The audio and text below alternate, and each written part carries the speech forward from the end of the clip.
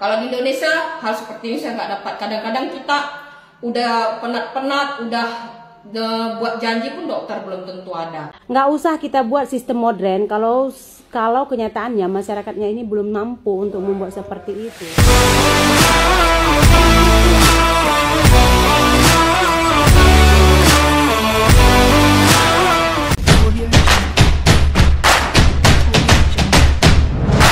Halo pemirsa, bertemu lagi bersama saya Boru Naga. Apa kabarnya semua pemirsa pada hari ini? Semoga semua pemirsa dalam keadaan baik-baik saja ya. Baiklah pemirsa, di video hari ini kita akan mendengarkan ada satu curhatan dari orang Indonesia. Katanya dia lebih memilih hidup di Malaysia ini dibandingkan negaranya sendiri yaitu Indonesia. Padahal ya beliau ini dah punya rumah dekat Indonesia sana dan punya simpanan lagi itu. Tapi apa yang membuat beliau lebih betah tinggal di Malaysia? Iya kan? Padahal kalau kita pikir-pikir kan, kalau udah punya rumah dekat Indonesia, apa tak sayang tuh tinggalkan rumah yang hasil jerih payah kita? Las-las tinggal di Malaysia. Pasti ada nih alasan yang tertentu yang sudah dipikir masak-masak oleh beliau ini. Jadi kita dengar saja alasannya apa saja yang menurut beliau lebih baik tinggal di Malaysia daripada Indonesia. Jom. Guys, enaknya tinggal di Malaysia itu alasannya adalah salah satu pengobatan. Saya hari ini baru pulang dari hospital, dirawat 3 hari di hospital sebab ada sakit jantung. Tak saya mengandung. Jadi dokter tidak bagi saya balik. Padahal saya itu masa itu cuma untuk cek kandungan aja, bukan untuk berobat. Tapi dokter tidak mengizinkan saya balik karena dia menemukan simptom tidak baik di jantung saya. Dia langsung buat surat untuk saya masuk rawat inap, dan nurse langsung cepat membawa saya. Dan saya pun telepon suami saya bahwa saya tidak bisa balik ke rumah karena dokter tidak memberi izin karena katanya menemukan simptom kurang baik di jantung saya. Lalu saya pun langsung ditangani dokter, langsung dibagi obat, masuk infus, semua ditanya semua sampai mereka tahu penyebab jantung saya bisa seperti itu. Ini pengobatan ini seperti ini saya nggak akan jumpa di Indonesia. Kadang-kadang kita sudah buat janji pun jumpa dokter belum tentu ada. Dan satu lagi, saya di dalam tuh, kita di dalam selama dirawat, setiap 4 jam sekali nurse memeriksa kesehatan ke detak jantung, tekanan darah, semua dia cek dengan baik, makanan semua. Ini memang fasilitas kerajaan ya, tapi jangan dikatakan karena fasilitas kerajaan murah. Kalau kita ini orang yang tidak menggunakan fasilitas saya sebagai istri warga negara, memang ini bayar mahal untuk ini semua. Saya udah lihat orang-orangnya yang berobat ke situ tidak menggunakan fasilitas istri warga negara. Dia memang bayar sampai ribu-ribu ringgit juga untuk perawatan yang sama yang saya dapatkan. Kalau di Indonesia hal seperti ini saya nggak dapat. Kadang-kadang kita udah penat-penat, udah buat janji pun dokter belum tentu ada. Ini satu kebaikan saya bersyukur tinggal di sini yang membuat saya kadang memilih untuk tinggal di sini. Satu lagi kebaikan di sini itu adalah untuk mencari duit. Kita di sini apa aja, kalau mau kerja yang penting mau buat apa aja bisa jadi duit. Saya dulu sebelum hamil saya pernah jualan online, cuman keluar Sabtu Minggu saya bisa dapatkan 1.500 sampai 2.500 ringgit. Sekarang sudah hamil saya nggak boleh lagi, saya hanya buat affiliate, saya bisa dapat 1.000 ringgit dari akun affiliate saya. Itulah yang membuat saya kadang memutuskan lebih baik tinggal sini walaupun saya di Indonesia ada rumah. Saya pun udah punya simpanan emas ya. Tapi saya merasa peluang saya lebih besar untuk tinggal di Malaysia daripada di Indonesia. Yang sama dengan saya kira-kira ada nggak ya yang berpikiran seperti saya juga gitu. Karena saya merasa mendapat kemudahan di sini. Wow, fasilitas hospital kerajaan aja udah seperti itu ya. Tidak memandang siapa Anda, dari mana Anda, adakah duit Anda ya. Jadi memang sama rata. Dan saya memang akui ya, nurse dan juga dokter di sini sangat bertanggung jawab kepada pasiennya. Jadi nurse-nya itu walaupun malam, sebab si Raymond itu pernah kan kena masuk ward. So saya tengok ya bagaimana kinerja ya, cara kerja nurse-nya itu di sini memang tidak melepaskan pasien. Dia orang akan cek, lepas itu dia orang akan hantarkan obat. Jadi kita tidak perlu cakap nurse air infusnya habis, nurse anak saya belum minum obat, tak. Dia orang akan sediakan tepat pada masanya. Macam makanan juga ya di sini ya, bukan saya cakap bolehlah dari 10 ya, nilai 10 saya bagi makanan hospital di hospital kerajaan ya 80. Sebab rasanya sedap ya, lepas itu berkhasiat, bukan asal-asalan ya. Jadi kita dengar tadi apa kebaikan yang didapatnya tinggal di Malaysia, yaitu fasilitas rumah sakit, dan juga kalau kita ingin cari kerja di Malaysia ini memang sangat mudah sekali. Asal kita ada niat untuk bekerja ya, itu senang aja mau cari pekerjaan gitu. Jadi kalau di Malaysia ini untuk mendapatkan gaji RM50 satu hari itu memang senang sekali. Asalkan kita memang niat untuk bekerja ya kan. Oke, ini pendapat dia. Dia memilih untuk tinggal di Malaysia daripada di Indonesia. Tapi tidak sepemikiran nih dengan TikTokers dan juga YouTubers Indonesia yang menikah dengan orang Malaysia tetapi memilih tinggal di Indonesia. Tetapi ya, last setelah dia tinggal di Indonesia baru beberapa hari dia mendapatkan pening katanya di kampung. Kita nonton sajalah apa ceritanya selepas dia sampai dan tinggal di Indonesia.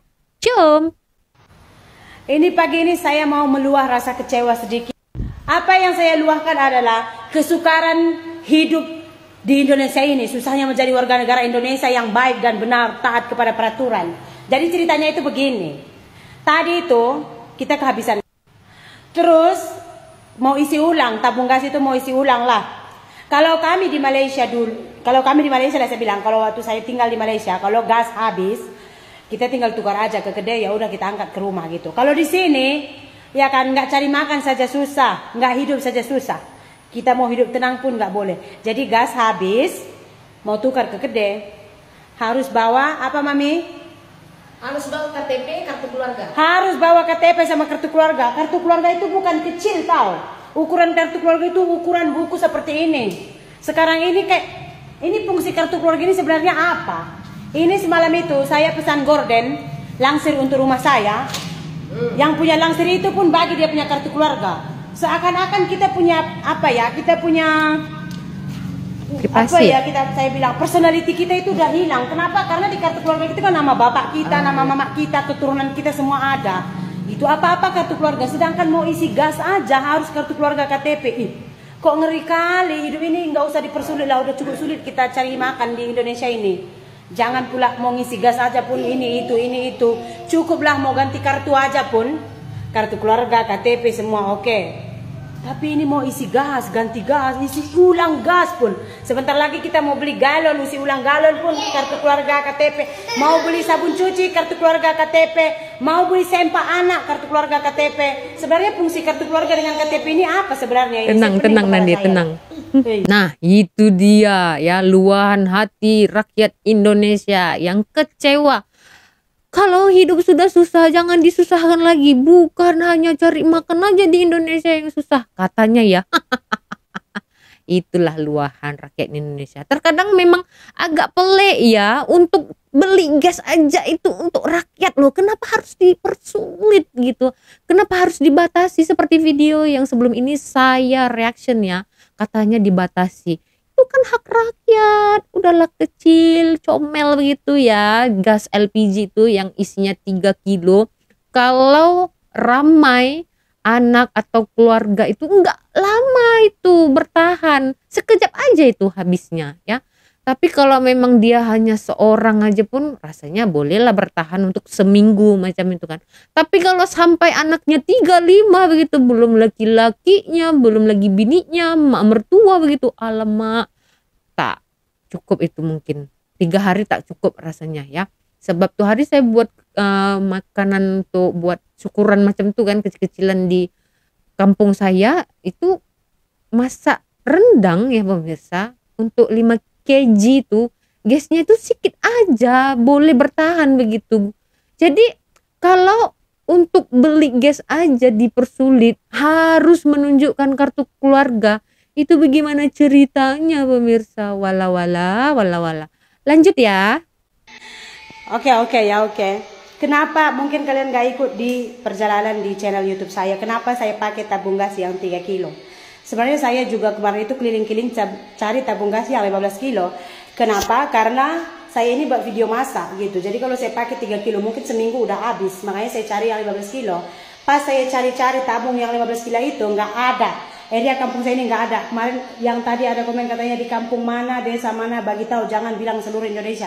Kenapa saya cakap di Indonesia? Karena kampung saya ini memang kawasan Indonesia, dan setahu saya gas ini adalah kebijakan dari pemerintah pusat ya.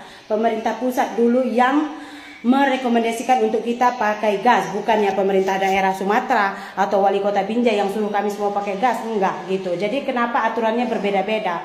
Ya ini saya di desa area Binjai lah, desa Namukur lah saya bilang. Desa Namukur pun masuk lagi lah, dusun Simpambura gitulah. Peraturan ini saya tidak tahu, tapi memang agak lama sudah peraturan ini. Jadi kalau kalian bilang yang 3 kilo itu subsidi, saya memang tidak tahu yang mana subsidi, yang mana tidak ya.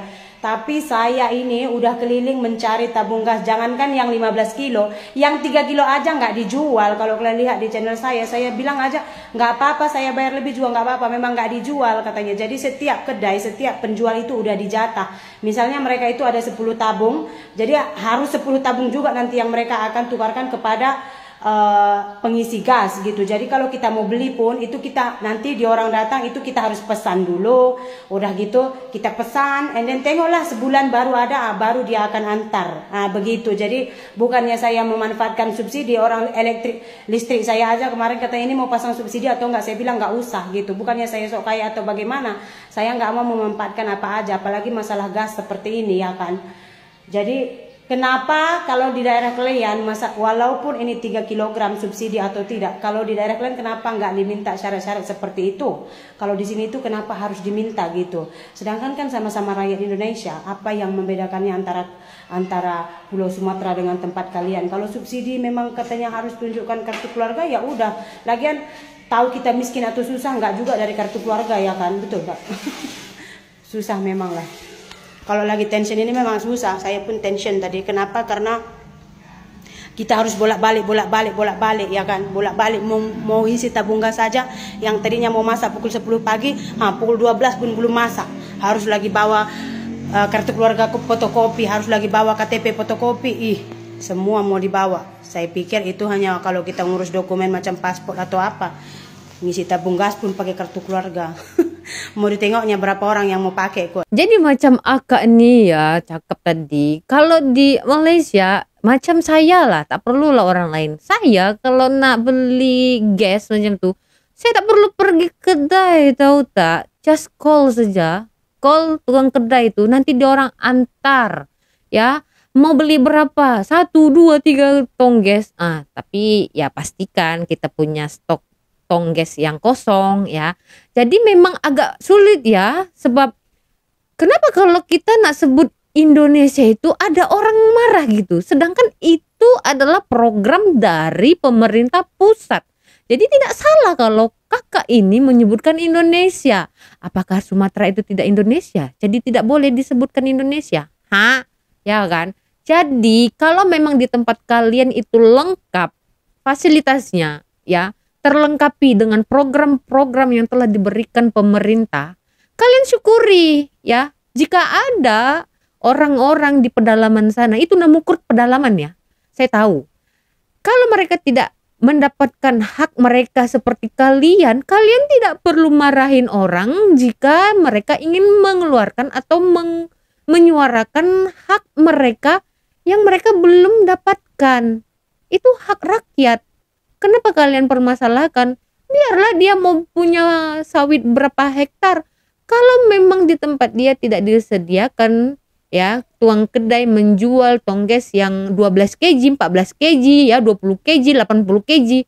Kalau tidak ada, kalau yang ada hanya 3 kg, jadi maksudmu tidak perlu dia beli dan tidak perlu dia masak, begitu. Dan satu lagi ya, kalau di Malaysia ini sudah kebanyakannya ya orang-orangnya menggunakan gas itu untuk yang jualan ataupun yang biasa-biasa lah. Tetapi ada juga rakyat Malaysia yang sudah menggunakan dapur elektrik, jadi gas elektrik gitu. Maksud saya kompor elektrik, bukan gas elektrik. Gas elektrik gimana sih maksudnya? Kompor elektrik ya, jadi nggak perlu lagi pakai gas. Nah ini perlu dicontohi nih ya, sebab dulu pernah saya bawa untuk adik saya di Medan ya, dan katanya itu sangat membantu, apalagi untuk anak-anak kos ya, itu sangat membantu sekali punya listrik ya, kompor listrik gitu, jadi bisa masak ya. Tapi nggak tahu ya kalau di Indonesia sana udah ada yang make atau belum. Tapi kalau memang gas susah sekali untuk didapatkan, ya lebih bagus pakai saja dapur atau kompor listrik, iya kan? Oke lanjut ya. Ini ya, khususnya saya bercerita kepada warga negara Indonesia lah yang melihat video saya ini. Ini Sri ini kenapa selalu menceritakan keburukan Indonesia? Mungkin kalian pikir seperti itu. Saya itu sangat cinta negara Indonesia, sebab itu saya selalu men-share apa-apa saja yang saya rasa itu tidak logik. Peraturan yang aneh-aneh yang dibuat untuk kami rakyat kecil ini. Betul. Saya ini tinggal di kawasan pelosok, sangat desa. Saya bilang itu desa, enggak juga, dusun. Sangat kampung, tahu tak? Jadi ada banyak sekali keluhan-keluhan yang saya dengarkan. Yang pertama itu adalah isi ulang gas harus pakai KTP dan kartu keluarga. Udah. Di kampung saya ini kalian tahu mau makan aja orang susah walaupun dia ada sawit. Contohlah saya bilang sawitnya ada 2 hektar. Nggak akan dapat hasil dari sawit itu. Kenapa? Karena sawit itu hasilnya untuk beli beras keperluan sehari-hari. Sawit juga kalau nggak dipupuk, nggak diracun, hasilnya juga nggak akan ada gitu. Jadi karena hasilnya dipakai selalu habis, untuk perawatan sawitnya itu nggak ada duit. Jadi ya sama aja, miskin aja dia walaupun ada 2 hektar sawitnya, 3 hektar sawitnya. Ya. Terus, yang kedua lagi apa? Ya, disetarakan lagi untuk semua TV. Kalau yang bukan digital katanya lah. Pokoknya TV yang 2015 ke atas dibeli tahunnya gitu, nggak akan dapat channel apa-apa. Jadi harus beli dia macam box, katanya itu harga 400.000. Ini kebanyakannya yang udah pakai TV digital itu kan orang-orang yang mampu ya. Macam makcik saya ini, dia itu nggak mampu. TV dia itu keluaran tahun berapa itu, pokoknya udah lama sekali gitu. Kalau saya nggak silap 2012 atau 2011 TV-nya itu. Jadi udah nggak bisa dipakainya apa-apa. Sedangkan mau makan aja dia susah. Sekarang dia harus beli lagi box seharga 400.000. Baru boleh dipakai TV-nya itu. Gitu. Nggak usah kita buat sistem modern kalau kenyataannya masyarakatnya ini belum mampu untuk membuat seperti itu gitu. Saya nggak mengharapkan apa. Aduh, adik ipar saya sudah datang. Bagaimana adik ipar saya masalah TV? Kalau bukan yang digital, yang keluaran terbaru nggak ada dapat channel. Nggak dapat channel, nggak boleh tonton apa-apa. Kamu kalau isi gas harus tunjuk KTP, subsidi katanya. Iya. Subsidi. Karena pakai KTP dan kartu keluarga kalau gas kita habis di rumah. Kalau tak kita harus pakai kayu. Kalau tak nggak bisa dapat. Mau beli tongges pun bukan Susah. senang, susah. Kampung pinjam kan? Pinjam, saya tongges yang 3 kilo Belum itu dapat sampai sekarang. belum dapat. Saya sudah pesan 3-4 kedai tak dapat. Bukan saya memanfaatkan subsidi pemerintah, saya tak nak pun. Selagi saya mampu untuk bekerja, saya akan bekerja gitu. Kenapa kita suarakan benda-benda seperti ini? Biar tuh pemerintah tahulah bagaimana kesusahan kami orang kampung ini. Jangan memaksakan untuk menjadikan kita ini sesuatu yang modern. Kenyataannya masyarakatnya itu belum mampu untuk begitu. Kayak TV itu tadi kan, yang susah, yang TV-nya masih keluaran lama itu nggak bisa tengok TV lagi sekarang, nggak ada lagi. Boleh, tapi kita ada mau Box. beli benda TV. Weh, seribet itu ya mau beli TV lagi kalau sudah TV-nya yang zaman purbakala itu harus di-upgrade. Walah. Di sini ya ada yang masih punya TV yang belakangnya itu besar macam perut saya. Masih ada siarannya ya. Jadi masih boleh nonton itu Upin Ipin begitu. Ini kalau TV-nya udah lama nggak bisa nonton TV. Wah, itu sangat menyusahkan, tahu tak, mempersulit rakyat sendiri. Kenapa harus memaksakan jika kemakmuran rakyat belum serata semuanya? Inilah terkadang ya, apa yang dikatakan kakak ini betul ya. Kenapa kalau ada orang saja ingin menyampaikan suaranya ke pemerintah itu dianggap memburukkan. Inilah masalahnya ya. Jika ada rakyat Indonesia yang mencoba untuk menyampaikan suaranya agar suara itu didengar oleh pemerintah, tapi dianggap memburukkan negara. Jadi seolah-olah kalau ada kekurangan di tempatnya begitu, tutup mulut aja. Wah, itu tidak bisa diteruskan ya. Pemikiran seperti itu tidak bisa. Apakah tidak harus dijalankan ya sila kelima itu, keadilan sosial bagi seluruh rakyat Indonesia. Jadi jika mereka belum dapat ya kesempurnaan program ataupun fasilitas yang disediakan oleh pemerintah, ya jelas-jelas saja mereka boleh menyuarakan ketidakpuashatian mereka kepada pemerintah setempat agar diperbaiki lagi, agar dilengkapi lagi, bukan memburukkan ya. Cobalah terbuka sedikit ya, terbuka ya. Karena orang yang terbuka pikirannya itu menandakan dia orang yang mau negaranya maju ya, bukan sedikit-sedikit. Jika ada kritikan itu terus memburukkan, otonian. Udah bahasa Batak aku kan. Oke, jadi begitu saja ya pemirsa di video hari ini. Ternyata benarlah ya kenapa orang ramai sekali memilih hidup di negara Malaysia ini ya. Karena lihatlah betapa makmurnya, walaupun negara kecil kata orang, tetapi tidak pernah mempersulit rakyatnya sendiri. Ya kan? Mereka membangun negaranya dengan setaraf. Jadi apa yang rakyatnya mampu itu mereka bangun. Tetapi mereka langsung tidak lepas tangan. Mereka lihat dulu apakah mampu rakyatku jika dibuat seperti ini. Seperti contohnya di Sarawak, di Borneo sana sudah disediakan ya internet 5G. Wow, hebat. Oke, jadi begitu saja ya pemirsa di video hari ini. Kita berjumpa lagi di video selanjutnya. Saya Boru Naga, terima kasih, bye-bye.